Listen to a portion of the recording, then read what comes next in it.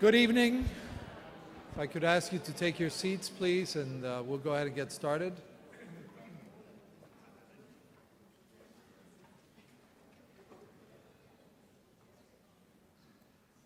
Thank you all for joining us here for the Revelle Lecture. This is the 8th time we've held the lecture here, and we're delighted to collaborate with the National Academies and the Ocean Studies Board again. Holding this. My name is Cristian Samper. I'm the director of the National Museum of Natural History, your National Museum of Natural History. We're delighted to have all of you here today, especially when there's a beautiful day out there. So you'll get brownie points for not going to cherry blossoms, but coming in. Anyway, we're delighted to host you here. As you know, the Smithsonian Institution was established many years ago with a mandate of the increase and diffusion of knowledge. And this museum, the National Museum, is focused on understanding the natural planet and our place in it. And we focus our work primarily in understanding the geology and formation of the planet, the evolution and diversity of life, and understanding our own history as humans and cultural diversity. What most people that come to the museum don't realize is that about 90% of the museum is behind the scenes, and that we have a collection of about 125 million objects and specimens going back almost 200 years and spanning pretty much the whole globe. That collection is used by our scientists and about 10,000 visiting scientists every year to ask questions about the natural world. Now, clearly one of our priorities in the, well, forever, but certainly in the last decade, has been to focus on the ocean as one of our key areas, because after all, the oceans do cover 2/3 of the surface of the planet and a huge portion of this. And as part of that, we've made some hires, endowed chairs. We opened the Santa Ocean Hall several years ago, which has hosted over 10 million visitors now, which is a great opportunity to create awareness about this planet and what we have. We've established fellowships and a whole variety of activities to try and strengthen our work in this area, as well as our online ocean portal, which is a good resource for you to have, which is a gateway to information with many, many partners. So certainly anything we can do to increase our understanding of the ocean is key, and that's what brings us together today as we partner yet again with the Ocean Studies Board, and we're delighted to have this collaboration. And today we've got a really great lecture coming our way. And to introduce the lecture and to introduce our speaker, it's my pleasure to introduce Dr. Bob Dietrich. He is the Assistant Administrator of the Office of Oceanic and Atmospheric Research at NOAA. He just only started there February 18th. He's smiling. He said it's the best job at NOAA. But you may be right. And of course, many of you know, but he was a long-time researcher at WHOI, at the Woods Hole Oceanographic Institute, for many, many years, and then came to us here with a short stint at NSF for about 3 years. So we're delighted to have him here, and I'll ask him to come up and introduce our speaker in the lecture tonight. Thank you very much.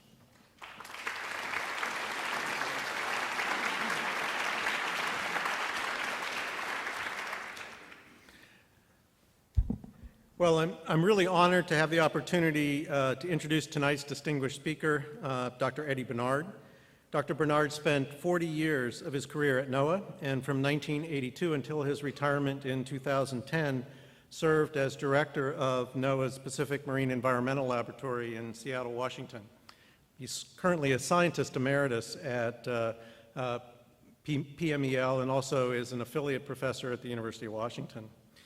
Dr. Bernard holds nearly legendary status at NOAA, where his influence on tsunami research and community preparedness stand as premier achievements in applying science for the betterment of society. In addition to leading NOAA's tsunami research program, Dr. Bernard also led a broad range of oceanographic research programs, including ocean climate dynamics, fisheries oceanography, El Nino forecasts, study of underwater volcanoes, while he directed the Pacific Marine Environmental Lab. Roger Revelle, who this prestigious lecture is named for, was known as a true visionary who thought not just what was, but what could be. And the same could be said about Dr. Bernard. He spent decades researching and developing a real-time tsunami monitoring system known as DART, which stands for Deep Ocean Assessment and Reporting of Tsunamis. It took the tragic Indian Ocean tsunami in December 2004, which claimed nearly 300,000 lives, to give Dr. Bernard and his team the green light to make the DART network a reality. But he and his team didn't stop right there. They developed DART-2, which incorporates two-way communication that enables tsunami data transmission on demand, and also developed the next generation of DART buoys called DART Easy to Deploy. The value of these systems was illustrated today with the earthquake in Mexico on the southwest coast of Mexico, magnitude 7.6 earthquake, which fortunately only generated a small tsunami, but the DART buoys were there offshore of central Mexico to detect that event. Before coming to Seattle, Dr. Bernard directed NOAA's Pacific Tsunami Warning Center in Honolulu for 3 years, which influenced his passion for hazard mitigation and public safety. His work with federal, state, and local governments helped put tsunami hazard zones signs up and down the west coast of the United States. He's also known for his tireless efforts to educate through countless media interviews and public lectures where he explains tsunami science and the 3 things that he says everyone should know about tsunamis. If the ground shakes and the water recedes, move inland or to higher ground. Good advice for everyone. Dr. Bernard has received numerous honors and awards for his outstanding performance at NOAA, including the Department of Commerce Gold Medal in 2004 and 2005, the Presidential Meritorious Rank Award in 1993 from President Clinton, and the Presidential Emeritus Rank Award again in 2002 from President Bush. In 2008, he was awarded the prestigious Service to America Medal, which is sponsored by the Partnership for Public Service, for his leadership in creating a tsunami forecasting capability and raising public awareness of the tsunami hazard. Honorees are chosen based on their commitment and innovation, as well as their impact of their work on addressing the needs of the nation. The Service to America Medal is one of the most prestigious awards dedicated to celebrating America's civil servants. Dr. Bernard's award was honored for his body of work in tsunami forecasting and warning, including technology development, real-time data gathering and transmission, forecast integration, and community preparedness. Dr. Bernard received an almost unprecedented 3rd Presidential Emeritus Award in October 2010, this time from President Barack Obama, in recognition of transforming 3 long-term research programs in tsunami warning and education, ocean acidification, and ocean exploration into congressional authorization laws. Dr. Bernard identified the scientific potential of these programs, acquired the resources to sustain them over 25 years, which is no mean feat, and proactively used the resulting scientific discoveries to influence national policy. For millions of Americans who live, work, and tour our treasured coastlines, Dr. Bernard's efforts have made them and their communities safer. So it's my very distinct honor to introduce Dr. Eddie Bernard this evening for this year's Roger Revelle Lecture. Dr. Bernard. Wow. Thank you, Bob. Congratulations. Oh, thank you. Who was that guy? Well, I think the best advertisement we had for tonight's talk was, like Bob said 3 hours ago, we had a big earthquake off the coast of Mexico. And in a little while, I'll show you the small tsunami that was generated by that earthquake. So stand by, folks. You'll see not only the presentation that was put together over the last several weeks, but some new information from today. Okay, I am Scientist Emeritus at NOAA's Pacific Marine Environmental Lab. And so therefore, I carry no policy with these comments. This is me as an individual talking, but I am fortunate to be hosted by a great laboratory. So today we'll have a talk covering 3 areas: tsunami science, and then U.S. tsunami policy, and then what should we do next? So I'll keep my remarks tight, and there'll be time for questions at the end of the lecture. So let's talk about tsunami science for a minute. It's sort of easy to think about a tsunami in 3 different phases. Something disturbs the ocean surface, It could be an earthquake, meteor, iceberg, almost anything. Then the wave emanating from this disturbance propagates, and then it floods the coastline in varying degrees of inundation. And I'd like to illustrate this by this animation of the Japanese tsunami that occurred about a year ago. And this is a source that was derived from using DART data about 1 hour after the tsunami, after the earthquake had generated the tsunami. Then, so this is a blow up of Japan, and then this box becomes this box, and this box becomes this flooding area of Sendai. And I'll show you some actual movies of Sendai. So when you see it, the disturbance is the earthquake. It propagates to the coastline right here, and there was a buoy out here that measured it. And then it comes ashore, and this is the flooding that takes place. You see this first wave did enormous amount of flooding, but subsequent waves actually pushed more water ashore. So this is a characteristic of tsunamis, that it's not one wave, it's several waves. And the smaller waves that follow aren't necessarily going, they will contribute to the damage because they'll keep pushing water further inland. Another characteristic of tsunamis, which makes it a difficult task to forecast, is that when you look at the flooding that takes place, you'll notice that the same tsunami hit the coastline. But notice in some areas that there was extensive flooding, in other areas almost no flooding. And these areas of no flooding versus extensive flooding are separated by only a few miles.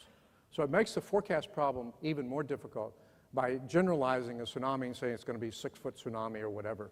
So these are the kinds of issues that you can learn from watching an animation of this. And I'll show you this again later in the presentation. Okay, so let's take a look at what it does when it floods. You've probably all seen this, but I'll remind you because I think it's very instructive. The tsunami occurred about 2:30 in the afternoon, and NHK has pre-positioned helicopters in each of the major airports in Japan. And so as soon as they found out about the earthquake, a helicopter was airborne taking these videos. And as it was flooding into Sendai, what I'd like you to see is that these houses are being lifted up by the buoyancy of the water and then advected by the forward motion of the tsunami. And everything in its path becomes part of the water mass. So we're no longer dealing with just a fluid. We're not dealing with just water, but water plus all this other debris, if you will. But in developed countries such as our own, this becomes a very toxic environment. Not only if you're in it because of all the material that could crush you, but also because of all the hazardous material that gets in here.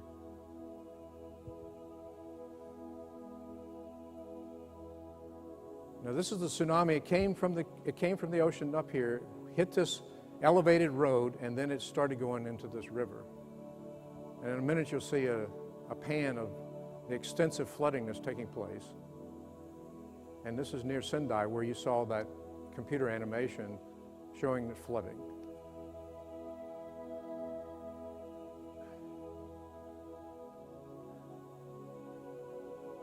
So if you take nothing else from this lecture, tsunami is a flooding hazard. It's a flooding hazard. Picks up ships filled with diesel fuel, oil. These are fields of agriculture that were being planted.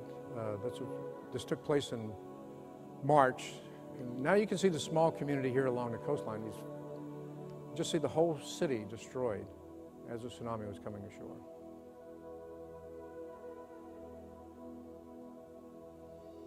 So this is the final phase of tsunami, which creates the destruction.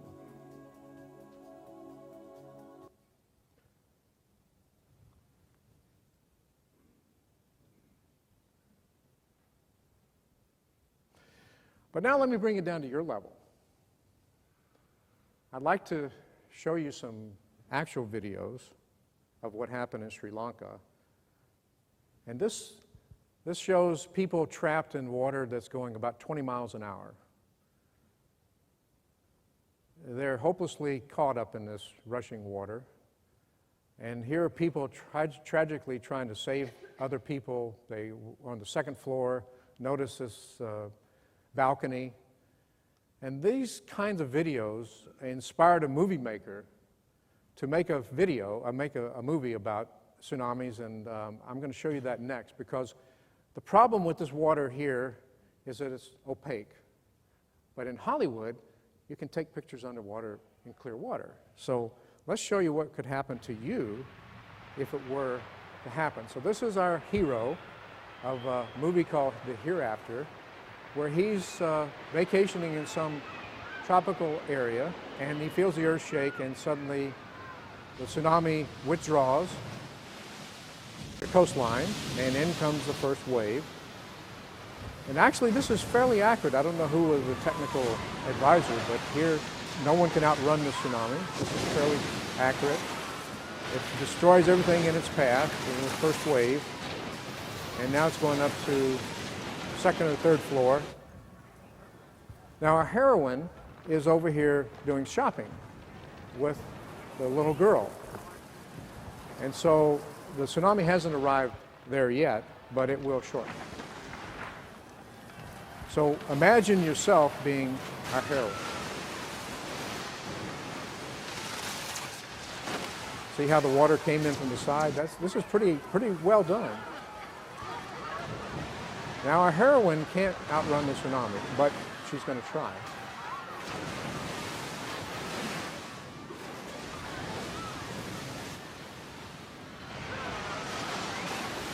Oh, now you're in the water, okay? I'm trying to bring this down so you feel the experience. Okay, now you're in rushing water, you're bobbing up and down, you're hoping like heck that, how did I get myself in this situation?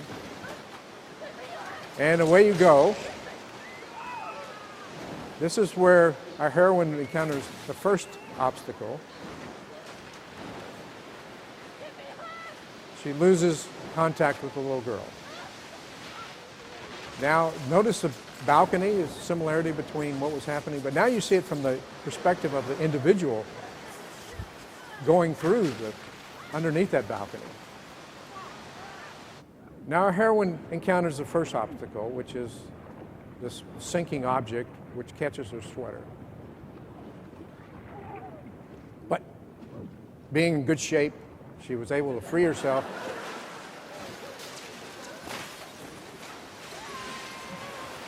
Now, she's going along. She's really, wow, finally found something to hang on to. And then the surprise of all surprises. That's the response I always get. Well, our heroine didn't overcome that obstacle. So I hope this gives you some idea of why you don't want to be in a tsunami, okay? So let's go on to a few more details about tsunamis. How often do they occur? Well, one damaging tsunami causing deaths every year.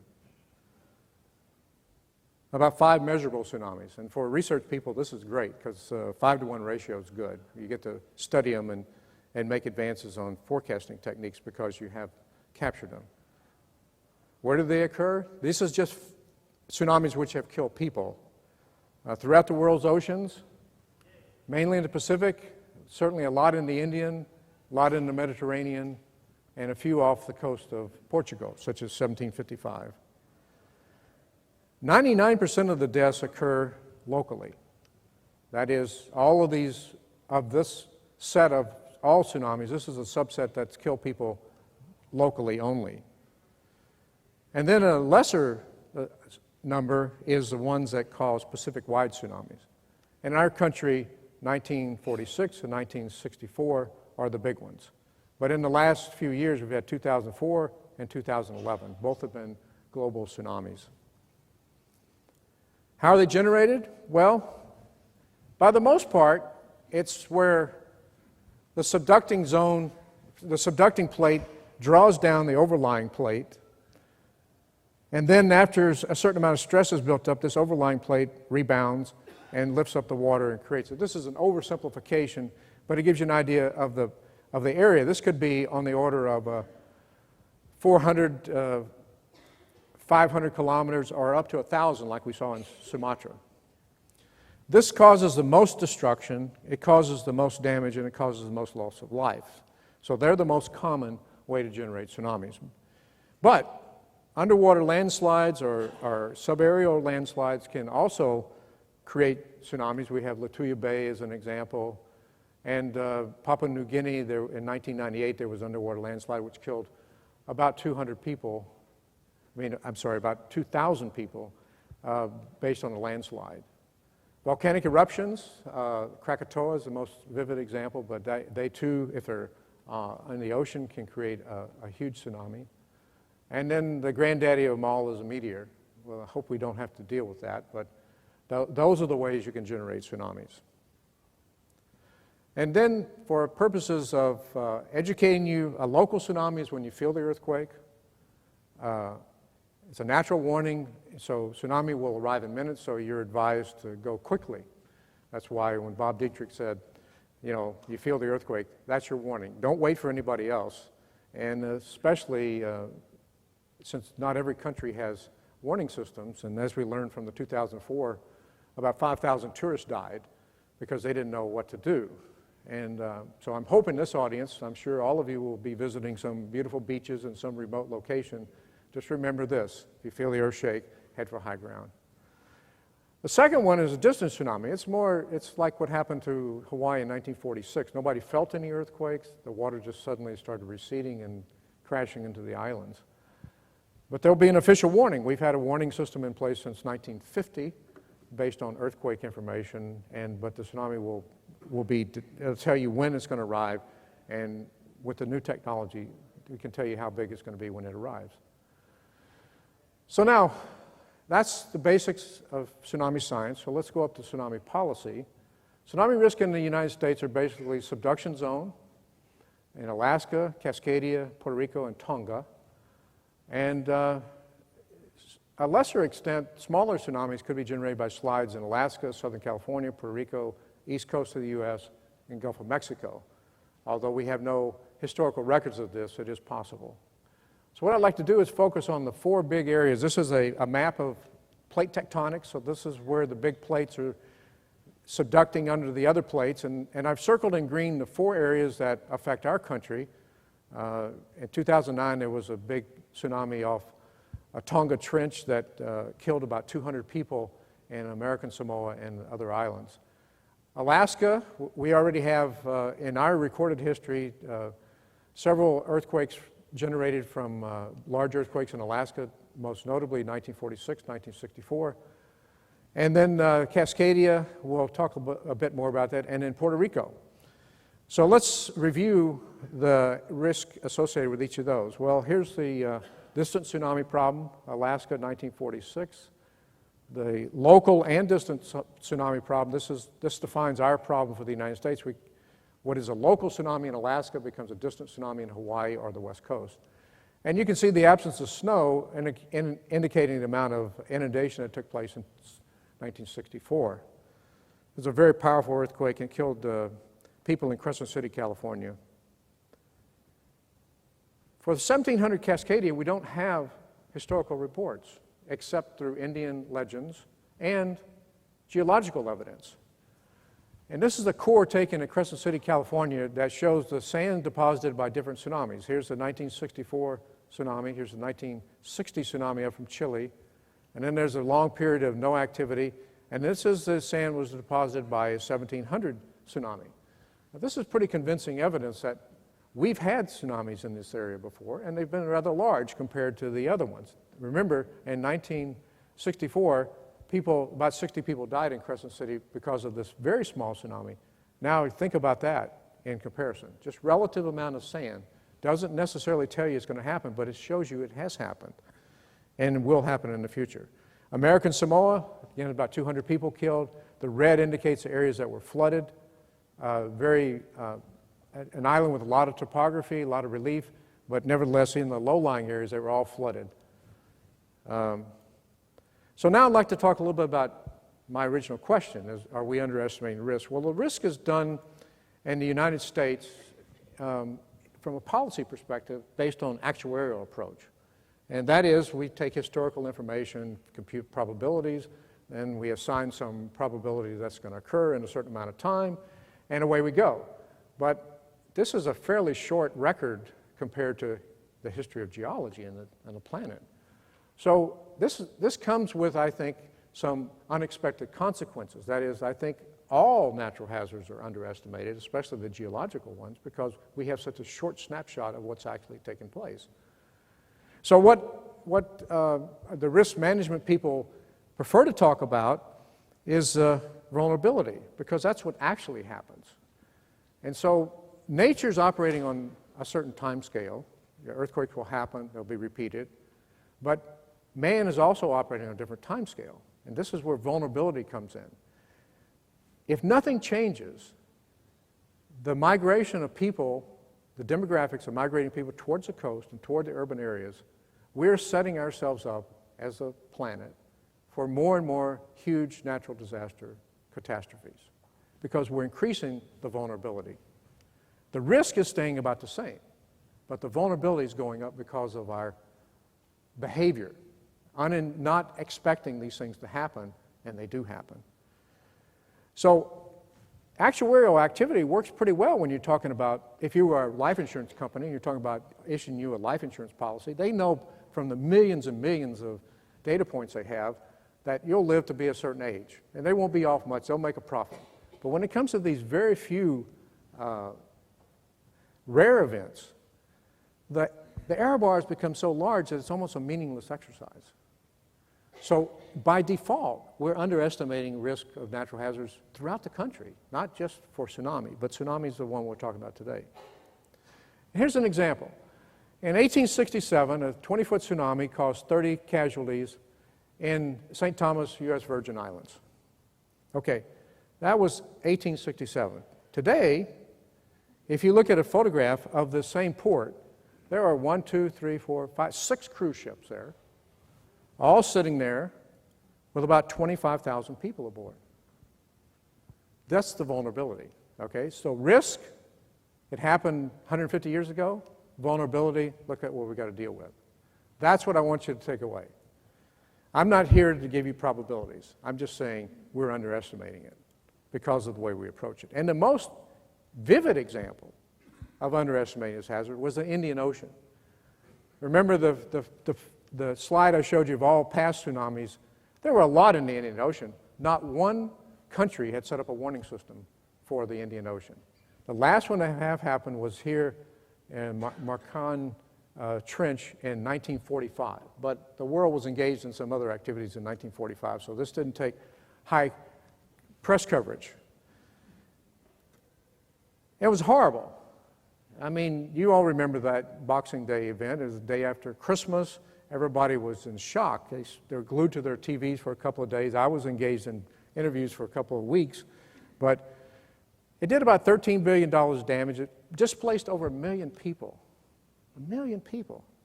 Wiped out school after school after school, teachers after teachers. It was an enormous impact to the cultural aspect of this thing. This just gives you the idea. Approximately 230,000 people died. It occurred at 7 in the morning. By noon, 230 people were off the face of the earth. U.S. was quick and decisive. We put into play Operations Unified Assistance. The U.S. government spent about $1 billion on this event. $250 million of it was for rescue and recovery operations. We took 24 of our U.S. military ships off coast. We flew people in and out every day because at that time there was a civil war going on, and nobody wanted to have U.S. troops sitting on the ground in this civil war-torn country. So we, thanks to our military's proper response, there was no incident. There was no incident when we were doing this 3.5 months rescue and recovery operation because of all the people who were helping rescue and recovery were flown back to the aircraft carrier every night. But the Indonesians were so grateful. They called these the gray angels, these helicopters, because they're bringing in food and supplies. The thing that happened on the policy side was thanks to the efforts of Senator Stevens, Inouye, and Senator Hatfield before while he was head of Senate Appropriations, they all started funding small efforts in tsunami activity. And in 2006, Senator Inouye introduced Senate Bill number 50, after his state, about the Tsunami Warning and Education Act. And it had 4 components: tsunami mitigation, tsunami warnings, tsunami research, and international cooperation. Because after all, tsunamis don't recognize international boundaries. It's inherently an international problem. And like it or not, we're going to spend money on every tsunami that happens in the world. We just spent $100 million rescue and recovery operations for Japan. We had our fleet there, but the State Department set aside $100 million to cover those expenses. It did about $100 million worth of damage to our coastline, too. So that tsunami, which occurred in Japan a year ago, basically cost U.S. about $200 million. So, as a result of that act, the states and NOAA and NSF and FEMA and USGS got together, and there was a full court press. They did a lot of good things. One of them was creating the tsunami-ready community concept, signs. Most importantly was these hazard maps. This is an example of Kahului, Hawaii. And you can go online in Hawaii, type in your address, and it'll tell you whether you're in an inundation area or outside. So when you're trying to buy a piece of property, you'll know whether it's at risk. These are wonderful things that have happened. Sirens have been put up. NOAA weather radios now keyed in to give people the alerting. So a lot of work really went into following this. And one of the things that I was involved in, and I thank Bob for his introduction about the DART array, was this particular technology, which could detect a tsunami in the open ocean and report these data back. Now you say, well, what's the big deal about that? Well, it took a long time, because this is acoustic transmission, this is electromagnetic transmission. And so to get the data in time to everybody took some development that didn't exist. But it took about 20 years to get the technology working, and then I'm happy to report it was well done. Now, one of the things we did with this was we patented it, because we learned from other experiences after natural disasters, people would just take what you had done and then sell it back to the government through a royalty. So it was called a protective patent. And that protective patent was made, and then we licensed it to a Fortune 500 company here in the U.S. And I'll show you the results of that. It's quite phenomenal. Here's the DART array as of February 20th. It hasn't changed. But the thing to notice here is that the U.S. is the red dots. About 39 of these buoys in the Atlantic, the Gulf of Mexico, and the Caribbean are all U.S. owned and operated. But in the meantime, Australia over here has put in 9. Let's see, 2, 4, 6, 8. I'm sorry, 8. India has 2. Thailand has 1. Indonesia has 1. They pay for them themselves, because when we license it to this company, they could sell it to foreign governments and foreign countries. So the world has embraced this, and the net result of this will be better prepared countries in the future, and therefore lower our liability for helping people in the future. So this international cooperation has been one of the most pleasant surprises I've encountered since we did this. But I attribute it all to the fact that we tried to use the capitalistic system in the United States, where you patent something, you license it, people go out and fill a need. Okay, so let's look at what happened on the 11th of March, about a year ago, when the earthquake happened here, off Japan. Here's Japan. And our first DART buoy was perfectly located. I want to say to you, it's one thing to detect it, but it's another thing to learn to predict where you're going to put these things so they can detect it, okay? And that sort of gets thrown away in the process. But a lot of thought went into where do you put these things. And so a 1.6 meter tsunami was recorded, and my God, everybody just went crazy because this was huge. The second DART buoy is owned by Russia, and they are sharing their data. So here we are in the United States using Russian data to forecast our tsunami. This doesn't get much better, folks. So here's the, based on the initial disturbance, an inversion was calculated, and it looked like that the disturbance for generating a tsunami looked something like this. It was rather compact, about 400 kilometers by 100 kilometers, as compared to Sumatra, which was 1,000 kilometers. Then we run the model forward and then do a curve fitting calculation, and the match looked really good from those two darts. And then the way you confirm this is you do it for two more, and guess what? The constraint on north and south worked very well. So we got this match between actual observations and model results. And this is what it sort of looked like: a 10-meter rise on the ocean side, about a 2-meter dip on the land side, and looked something like this as it was propagating 1 hour. It hit the second buoy, the dart buoy. Now, from a numerical propagation model standpoint, watch what happens when this tsunami hits the Emperor Seamounts. It reflects the energy back. So you can see how much influence the topography of the Pacific Ocean is having on the tsunami. It's radiating, it's reflecting, it's refracting it, scattering, refocusing it. So when you look at the wave pattern of this, it's enormously complex. One way to simplify this is to take the maximum amplitude. By the way, it was about 6 hours to Hawaii and about 9 hours to the West Coast, so it's plenty of time to issue forecast information. If you just take the maximum amplitude from that plot, and then you just plot it like so, you get these rays of energy, which basically show areas you need to be concerned about. By and large, the rest of the Pacific was going to get whacked pretty hard because it's such a large tsunami. In particular, Crescent City, California, and Hawaii were going to be hit pretty hard. And then also down here, you can see some of the activities. So here we gave some wave heights. Crescent City was 2.5 meters. Kahului is 2.1 meters. But remember, Crescent City came at low tide, so it didn't do any damage. But Hilo, it occurred near high tide. So at Kahului, it was at high tide, so it did cause some flooding. Arica down here, all the way across the Pacific, still had 2.5 meter tsunamis.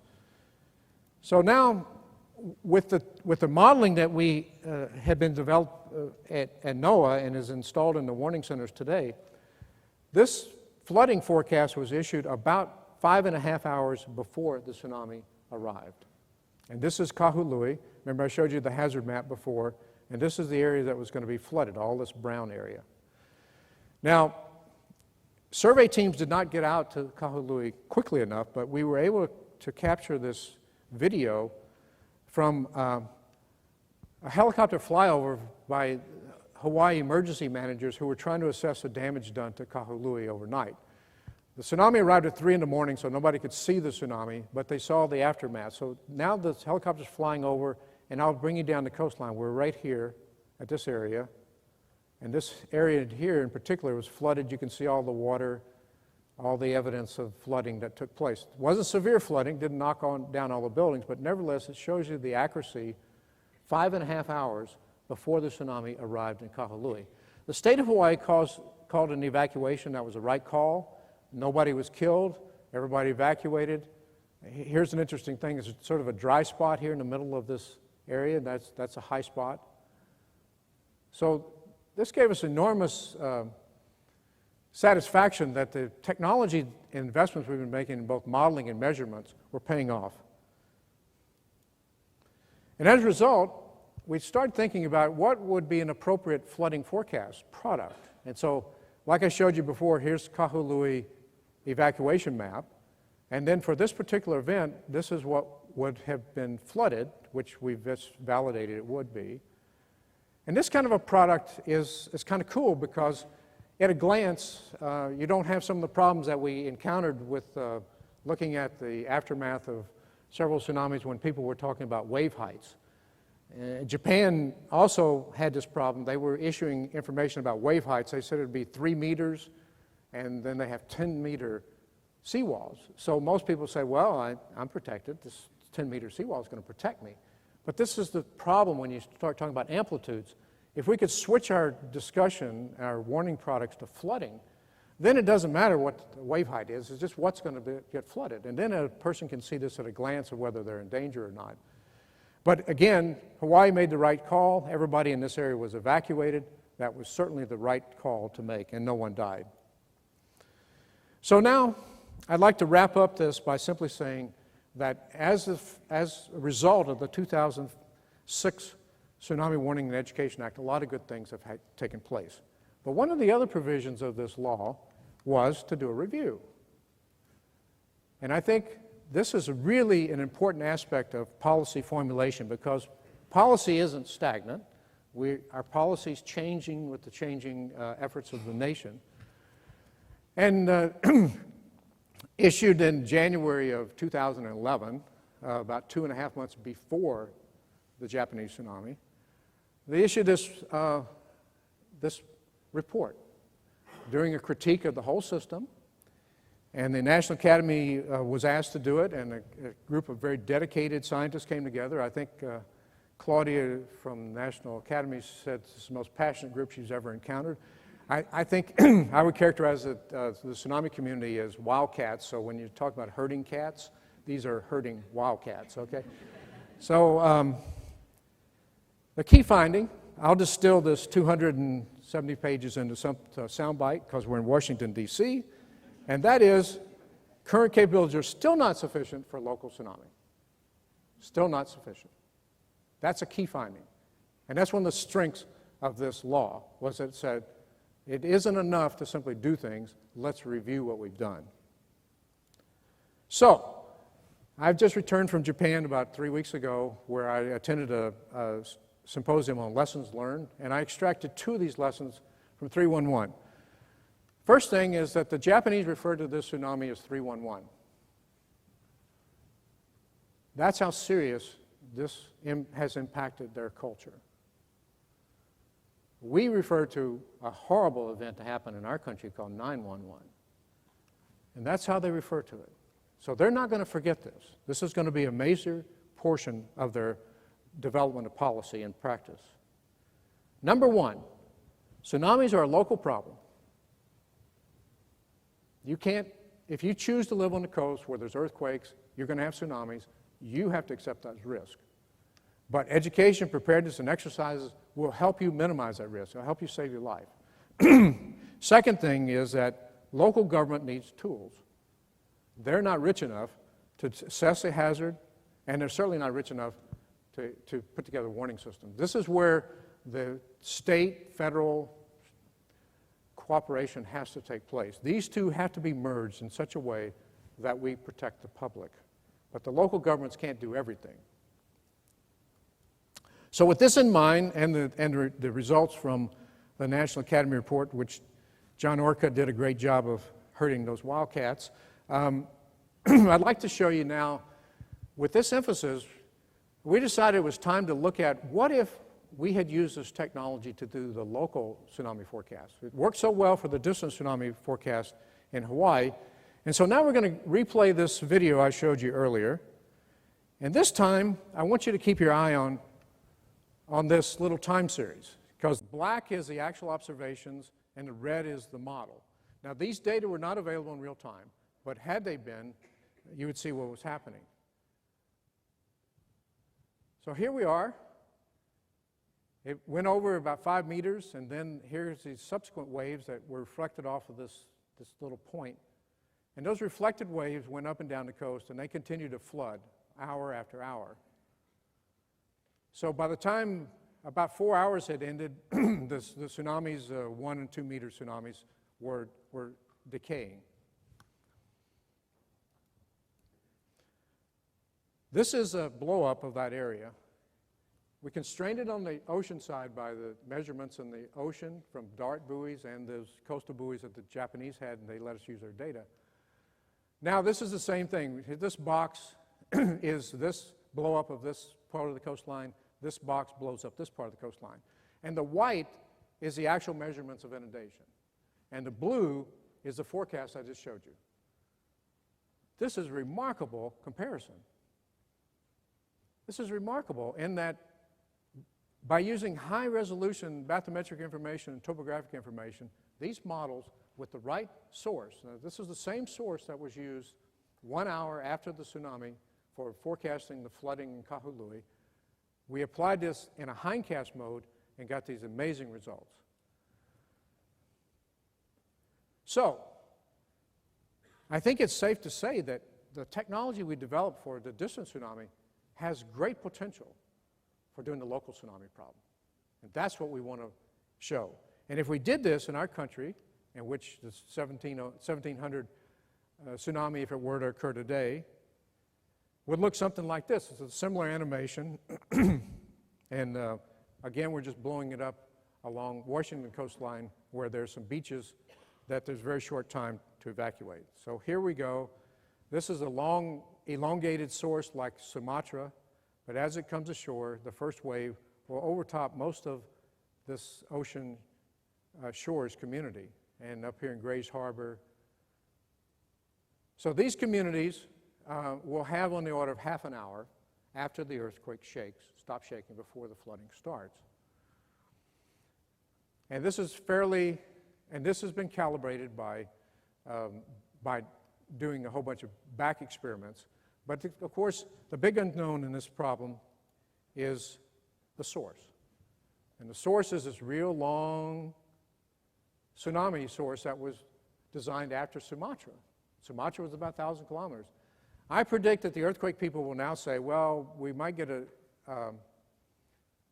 Japanese-style earthquake, much more compact, and we'll have to go up and down the coast. But the impact from this kind of earthquake, a 9.2, we get run-ups on the order of 40 meters, the same as Japan. So it's safe to assume that what happened in Japan is a fairly good indicator of what will happen in our country should a magnitude 9.2 earthquake occur off Cascadia.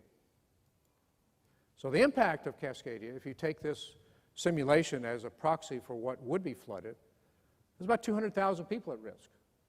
Now in Japan, the most tsunami-prepared nation in the world, lost about between 5 and 10% of the population in most of those coastal communities. So if you're the most prepared country in the world and you lose anywhere from 5 to 10% of the potential people at risk, you can do the math here. Now remember, 911, 3,000 people died. Katrina, 1,000 people died. These are not small numbers, but this is going to be a bigger number. But probably the vulnerability aspect of this is worse.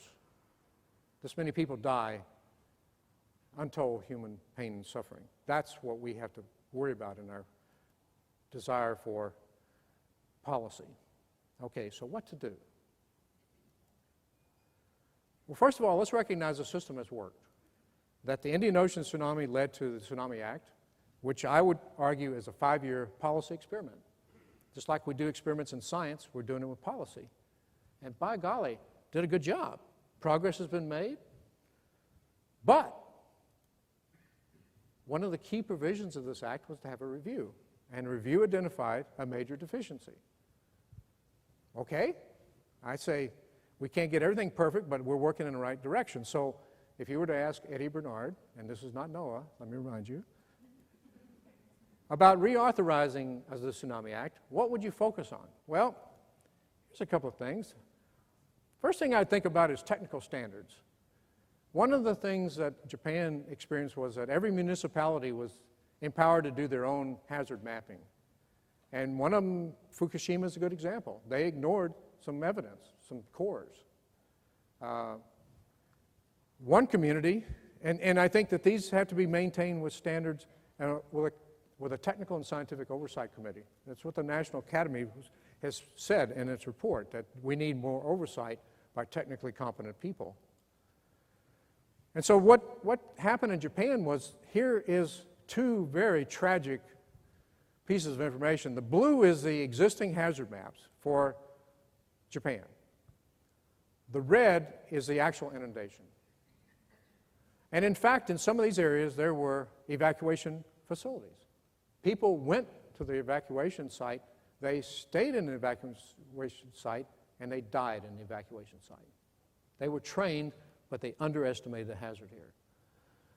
That's why you need some kind of standards. I'm not saying they're regulations, but I'm just saying they could constitute best practices. Some kind of peer review process that could force local municipalities to pay attention to the way they create these hazard maps. And then, because if you don't create the hazard map properly, all your training education is for naught. This is the best example I've seen. This is the emergency management shelter. 22 people died.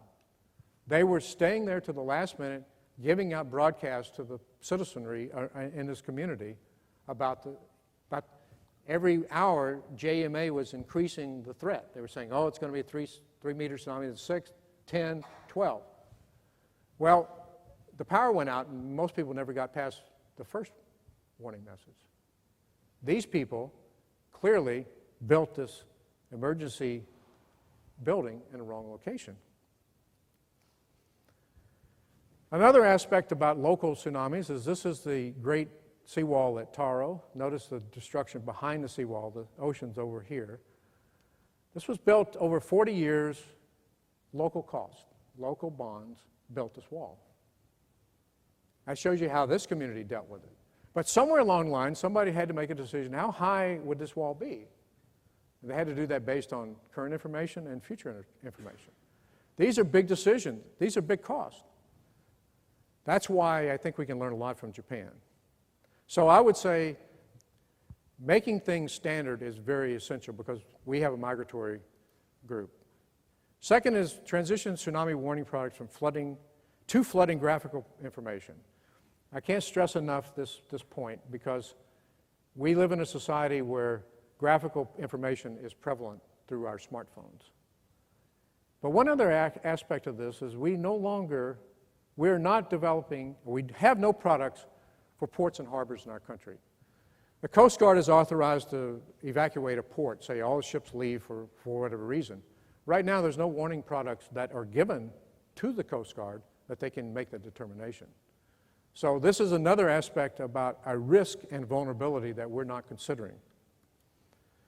So what I would argue is that as a first guess, how about this kind of flooding forecast product? And you know, I happen to have this on my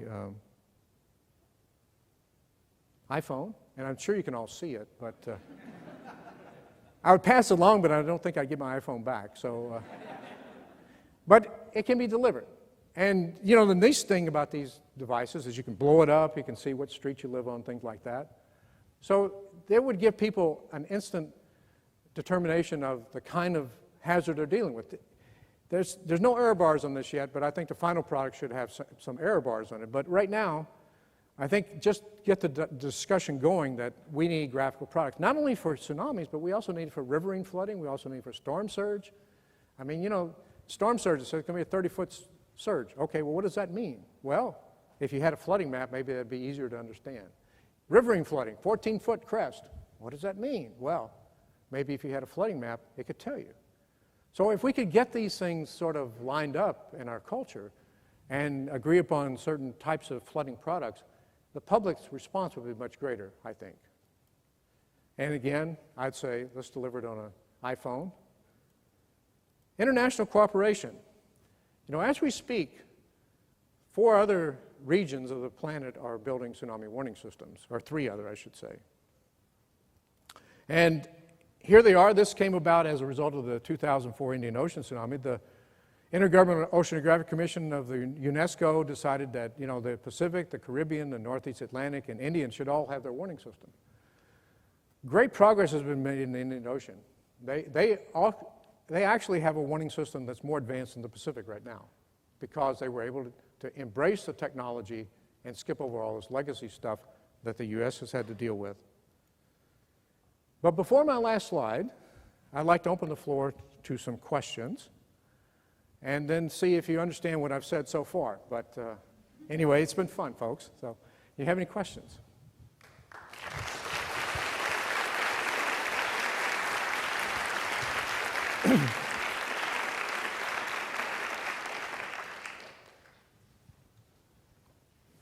Yes? FEMA is responsible for mitigation, response and recovery.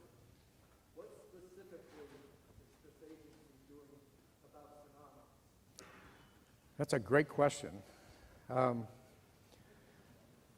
FEMA has a tool to, in real time, assess the damage done to a community called HAZUS. It's a software package that, for earthquakes, depending on the shaking that takes place, the magnitude of the earthquake, they can determine in advance how much damage has been done to a community, and this helps different people for making policy decisions about relief to that community. FEMA has set aside some money this past year and has led a contract to build a tsunami module. So in the near future, I guess that's 2 years or so, there'll be a tsunami hazard module in which estimates of the damage can be made based on some of this technology. So FEMA is stepping up to the plate. Yes. Yes. Yes, thank you. In the slide where you showed the predicted runoff percent die compared to actually occurred, are you advocating potentially going to a numerical modeling to directly detect warnings in a dynamic fashion that is as things are happening, or is this mostly a post-test? No, well, the way I'd envision this is that, you know, NOAA's migrating its forecast models to the supercomputers here in Washington, D.C. And this type of calculation they could do in a few seconds. So with the computer power of NCEP behind it, these numerical models can be run instantaneously. So I think you could not only run a forecast then, but you could update it as you get additional information from the different instruments. The second part of that is, with the current location of the dark building, Yeah. we don't have the source model until about an hour after the earthquake. Right. But we have the flooding starts about 20 minutes to 30 minutes. Yeah, right. Well, let me just say this. The tsunami doesn't stop after the first wave, okay? So, yes, if you live on the coast, you've accepted a certain risk, okay? There's earthquakes and there's tsunamis. If you take the advice that everybody's been given on shaking, you evacuate. You hope when you get to the evacuation area that 30 minutes later the forecast that comes out says not to worry. That would be the best case scenario. Worst case scenario is your community's gone. Plan B is, am I going to go further east to go stay with my sister or my uncle? But believe me, once you assemble thousands of people in these evacuation areas, what do you think they want to do? Are they just going to sit there and say, that first wave was really fast? I think they want to know what the second wave, they want to know when can I go home? And that's where this kind of product is so important, because if you could start to put this, you're going to have problems. One of the reasons, there were studies done after the Japanese tsunami, that one of the reasons people didn't go to certain evacuation sites was they were afraid of the people that were there. So we may not have everybody do what we think they should do. I mean, after Katrina, there's a certain resistance to going where everybody's supposed to be, because there may be some people, undesirable people, that you have to encounter. So I think one of our options for these communities should be beyond concentrated evacuation areas. We should be thinking of a more distributed system. There are some real issues here that the Japanese tsunami touched upon. They followed instructions and were killed. They avoided certain areas because they were afraid for their lives from the humans in there, not from the tsunami. And then that's Japan. Imagine here in the United States. And on the West Coast, where guns are pretty prevalent, okay? Yes?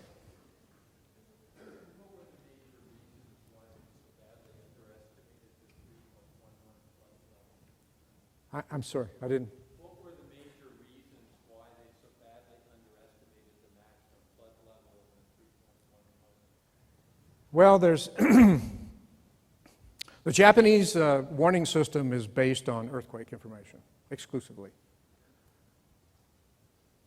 They had deep ocean tsunami data from a research cable, and it showed a 5-meter tsunami in the deep ocean. Anybody would have said, oh, but it wasn't in the instruction book for the technicians at JMA.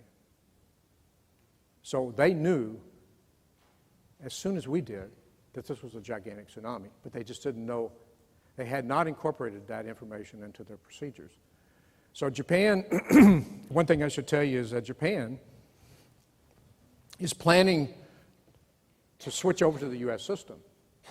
They're going to purchase 3 dart buoys and put them in off the coast of Japan, only much closer to the source. So their goal is to detect this next earthquake, the next tsunami, within 10 minutes. So that 10-minute travel time, they feel, is adequate for them to give a more accurate forecast. So that's another indication about the DART array. By the end of this year, by the end of 2012, there should be 20 of those buoys in the ocean that are owned by other countries. We're doing about 40, they're doing 20. That's a pretty good return. 50% of the new array is going to be owned and operated by other countries.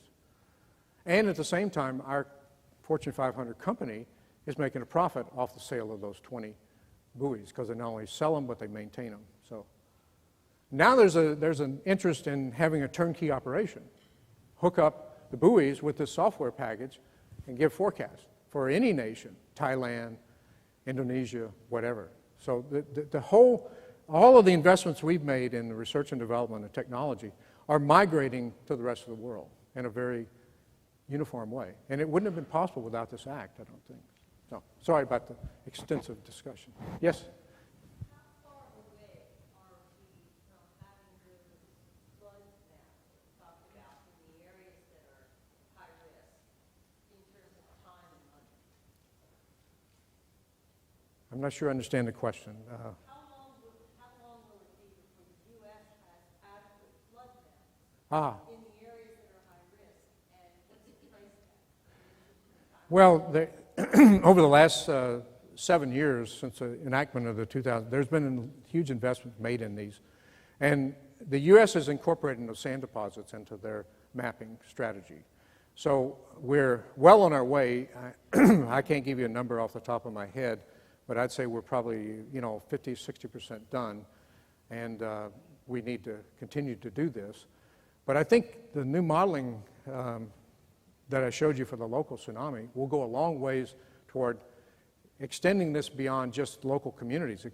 It covers a continuous coastline, and I think that's really important for future development too. But our hazard maps, you got to remember that Japan put those hazard maps together before the sediment science started taking hold.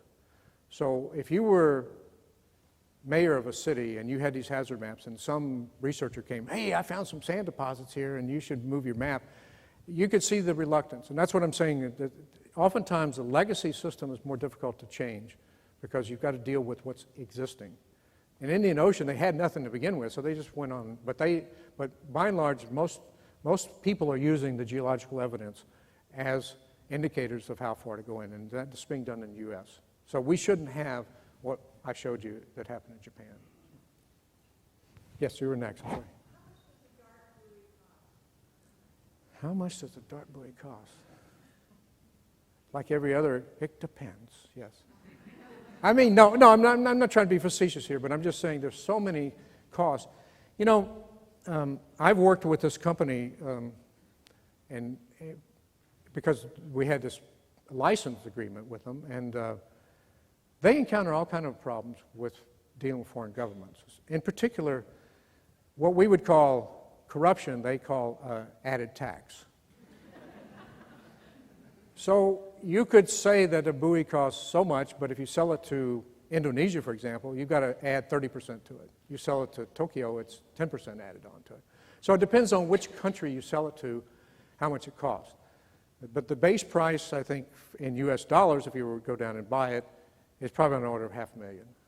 So compared to a cabled observatory like they're talking about putting off Japan at a cost of $1 billion, this is in the noise level. Yeah. But we're really happy that the Japanese are going to be buying some of these buoys, not only to add to the global network, but to show the world that this is what we can do.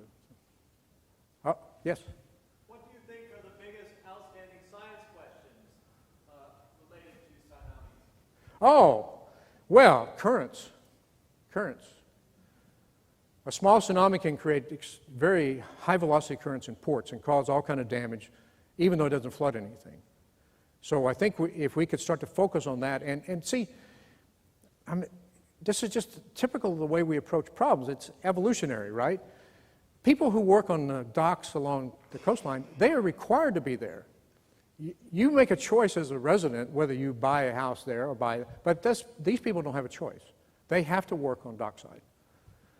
And so in Seattle, I worked with a company this past year, and they decided that, what would they do if the earth shook in Seattle? Well, they're all going to scramble on the ships. It's the safest place to be. These are the kinds of things that I think if we could forecast not only the flooding, but the current velocities, far field and near field, it'd go a long ways. Remember, we got some of our fleet, we got some big ships in some of these ports and harbors. As a result of the 2011 tsunami, there was Guam got some pretty severe currents inside Guam Harbor. A couple of submarines banged against each other, did a little bit of damage, but they should have evacuated that port. They had plenty of time. So. Okay. How are we doing on time? I still need 2 more minutes. Yeah. Yes. Oh, if you use the microphone. All right, I that'd be got a wonderful. microphone. The inundation maps obviously would be very helpful for the tsunamis, but I would submit that might be only part of the solution. For example, it seemed like both of the large tsunamis that occurred, the Indonesian and Japanese, occurred during daylight. And if you were a tourist and not familiar, you could look around and somewhat see where high land is. But if you were a tourist and it was dark at night, you'd be kind of disoriented. So perhaps having terrestrial digital elevation maps of the same areas along the coastline on your iPhone would be of value as well. So you could seek higher ground and have it color-coded where, citizens, untrained people could understand what they mean. Okay. Oh, here's the man at the mic. You talked about one of the lessons learned, or after the evaluation, how tsunamis are local preparedness, education, training, and all that is a local issue. Can you talk about what has happened since that finding came out in a little bit over a year ago, and to bridge that gap or to take action in that, if any has happened? I'm sorry. You talked about it being a local issue. It is a local. Yeah. Right. So what has transpired since then to address that? Or in Japan. Yeah. Or here in the United States? Well, I think in the United States, people are. If you read the Act, the Tsunami Warning Act, it says it's a local problem, and that's why the resources were given to the states to address it. And so I think in the United States we have sort of accepted that we're going to help the local community cope with this hazard. In Japan, I think I was there a few weeks ago, and it was about the 1-year anniversary, and no construction is taking place. They're not allowing any construction until they figure out if they're going to allow people to rebuild in these areas. So, but again, the money to relocate people has to come from local communities. The government could do some matching, I think, but following the 1933 earthquake and tsunami in Japan, they relocated about 5 cities, or coastal towns, I shouldn't call them cities. And in every case, there was no damage to those cities, the ones that had relocated. So I think they're going to use that as a policy directive to go to buy out people who want to live on the coast. Say, well, why don't you go build that house inland, above the tsunami flood zone? So, in our country, we deal with problems like this. I think in the aftermath of Katrina, you'd probably say the insurance rates dictated everything. So not much construction's happened in some areas following Katrina because you can't get insurance, or the insurance rate's so high you can't afford it. I would imagine that's the way it's going to go in the future for our country, is that as we get more and more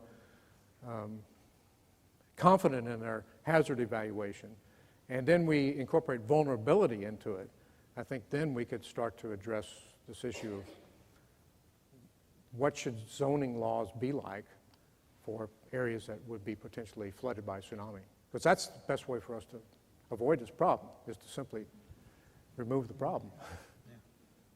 And that's going to be tough to do. I'm not saying it's a simple problem. But so you've got two conflicting, you've got society wants to move to the coast, and there's hazards there. And in certain areas you shouldn't do things in, but you're going to do it anyway. So how do we manage this? That's the interesting thing about this problem. It's not just tsunami, it's also tornadoes, it's storm surge, riverine flooding. You know, you could go back and look at the Flood Insurance Act and say, how effective has that been? I think some people would say, ooh, not so effective. Do we want to go down that path for tsunami, or do we want to go some other path? Yes? First of all, thank you very much for a wonderful lecture. Thank you. I'm a psychiatrist, and I understood every word of it, so I really appreciate that. But the Japan situation, in terms of vulnerability, had the issue around the nuclear power plant, which is still an ongoing huge issue. And we have, I'm from California. Okay. And we have San Onofre, which if you've ever driven by, it looks like it's right on the coast. Yes, and yes. Maybe 2 or 3 feet above sea level. I have Yes. no idea. And then we have Diablo Canyon. But I would assume there are other vulnerabilities in the U.S. Other than population and housing and industry. And I wondered if you would comment about how to think about that in your modeling. Well, the Nuclear Regulatory Commission has, after the Aceh event, after the Indian Ocean tsunami, put into play with their research group to formulate policy this kind of technology. And so one of the things that they are requiring, or they're saying as part of the regulatory process, is that hazard assessment be done, and it include geological evidence. So I think in our country we've crossed that threshold based on the 2004 Indian Ocean tsunami. And so it's a long, slow process, Nuclear Regulatory Commission, you know, they have to go through. But one of the interesting things I learned is that the rest of the world follows U.S. regulations. So if we could get, that's where I got the idea, if we could sort of be the trailblazer in setting up this technology and policy, other countries will follow. And because they don't have the resources to invest in the upfront R&D required to do this problem. So, okay. All right, well, thank you so much for those interesting questions. Let me wrap it up. I understand. Okay, so Eddie, what do you want to put in the next act? Well, I'm glad you asked, okay. Education and mitigation. Establish, maintain, and enforce standards. This is across the board. I've been teaching some classes up and down the coast, and I guarantee you the communities are totally different. They're using different terminology, they're using different maps. We've got to get some standards involved, and we've got to get the communities to buy into these standards because it's not good enough to be unique. We've got too many people moving up and down the coast. Warnings, I think we need to transition to flooding graphical products. I'll say it, I mean, this is a no-brainer. We have to give people the hazard in terms of flooding. And research, well, you know, your days of laying back and pontificating are gone. We need these standards, by golly. And also, I think we need to focus on cost containment. How can you do this cheaper? So let's have research do something a little bit more proactive for protecting our. And then finally, international cooperation, let's lead the way. We've invested in it. The rest of the world should benefit. And with that, I thank you for your attention. Was that good?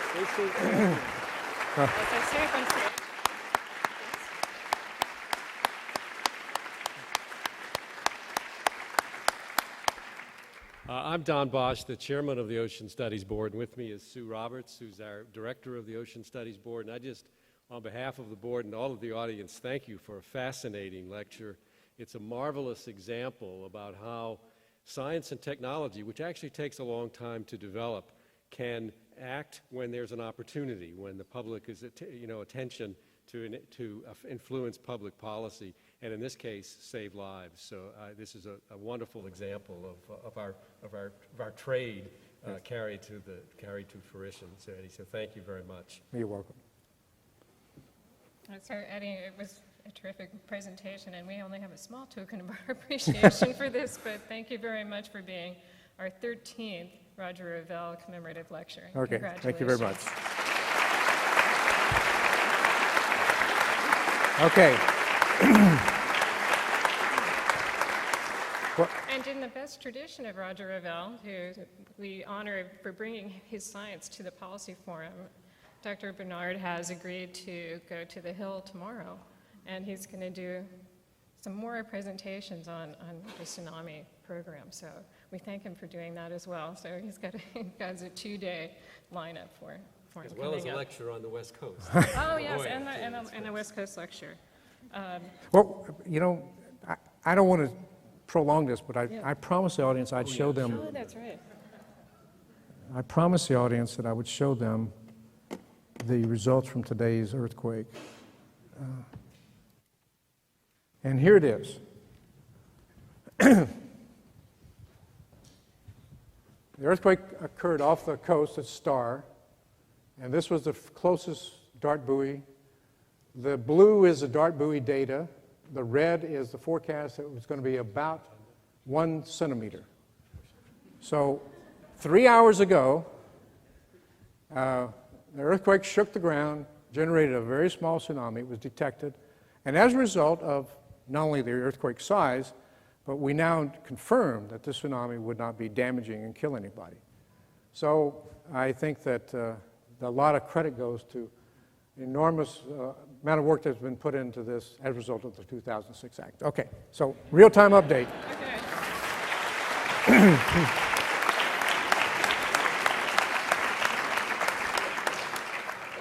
Okay, well, I'm standing between you and the reception upstairs, so I'm going to make this brief. But I also wanted to thank our sponsors who basically made it possible for us to bring Eddie here and to hold the lecture in this beautiful Baird auditorium. And our federal sponsors are the National Science Foundation, NASA, the U.S. Geological Survey, the Office of Naval Research, the National Oceanic and Atmospheric Administration, which also supported Eddie through his career, and the Gordon and Betty Moore Foundation. So I'd like to thank all of them. And then finally, I also want to recognize our partnership with the Smithsonian and also with the National Science Resources Center. Sally Schuler, who's the executive director of the center, is here. She's sitting right here in the front row. So if you'd like some information about her program, she'll be at the reception later. I encourage you to talk to her as well. So we really appreciate that partnership. It's been going on for, I think, about 8 years now, and I think it's been a really terrific part of the Revelle Lecture and also a great opportunity for the Ocean Studies Board. So thank you very much. And just in final word, the reception is upstairs in the Sant Ocean Hall. We hope that you all join us and you can chat more with Eddie. I saw a lot of hands up that he didn't get time to address, so join us upstairs. Thank you.